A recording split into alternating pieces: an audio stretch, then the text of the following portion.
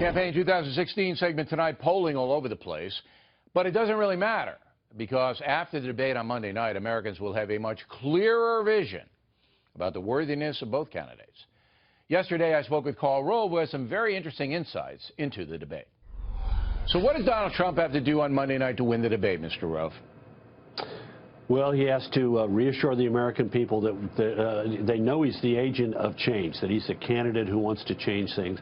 He's got to reassure them that he's up to the job by mixing his message with the proper tone. We saw it in Mexico City, I believe, after he met with the president of Mexico. The tone in that news conference was pitch perfect. But it was somber. See, what happens to Trump is that when he gets serious and when he tries to be presidential, his energy level goes down and he gets somber, he gets more deliberate. I think that's a good word. He's not the old Donald Trump, the firebrand that many Americans are counting on to bring change. So might that actually hurt him if he shows that side? No, because, look, it's a mixture of things. He needs to use he says things in short, punchy ways. Keep doing that. Keep emphasizing change. Whenever she comes after him, pivot to the fact that he's for change, she's not. But do two other things. Show that, first of all, that he is restrained and moderate in tone, just like he was there, just like he was that following Saturday morning in Detroit.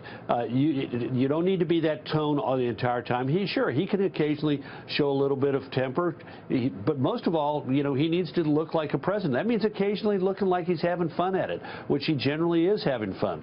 And he's going to have a problem because, look, he plays off of the audience. You see him in these rallies. You saw it during the Republican primary debates where he fed off of the energy of the audience. Well, I've been in a couple of presidential campaigns and presidential debates, and this is like going to the waxworks.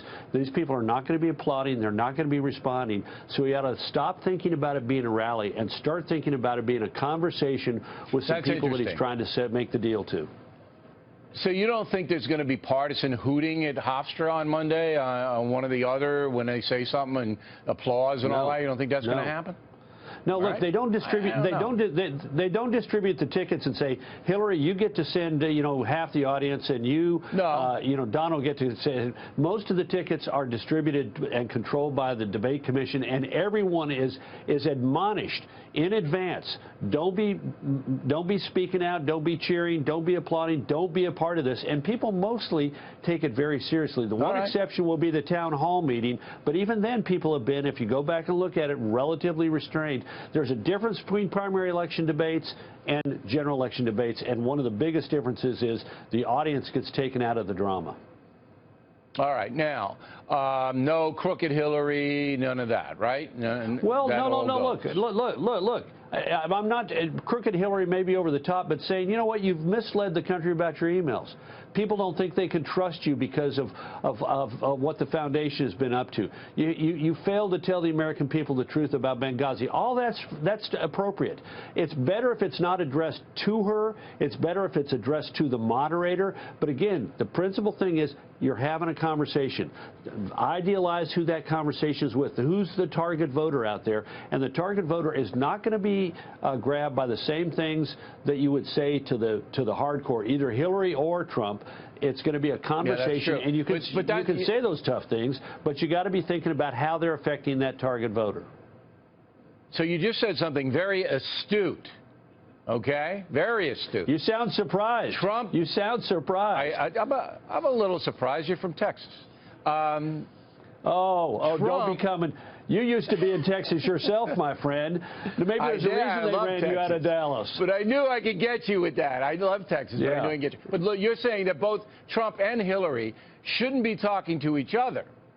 They should be talking to Lester and kind of perplexed. I mean, hey, like if I'm Hillary, I don't know why he's saying these bad things about blacks, Lester. I don't know why he's saying these bad things about women. So it's to Lester, not to the other one. Yeah. Why? Why is that a better technique? Because, look, when you start talking, you know, you can sometimes go straight at the person. But, look, Ronald Reagan in 1984 didn't turn to Walter Mondale and say, Walter, I'm not going to use your youth and inexperience as an issue in this campaign. He made his comment to the moderator, which allowed everybody to participate. You know, we get a little uncomfortable. Think about it. When your parents argued, when your parents argued, yeah. Did you like it? I mean, when you're in a social setting and people start to argue with each other, do you feel comfortable? Whereas if they talk, and also look, when you're going at the other person, you tend to put a lot of energy into it. When you're talking to the moderator, you come across as more reasonable and sensible, and it just causes people to be a little less hot. Very good. I mean, I learned something here, Mr. Rove, and I appreciate it very much. Very interesting. And we will look for that on Monday.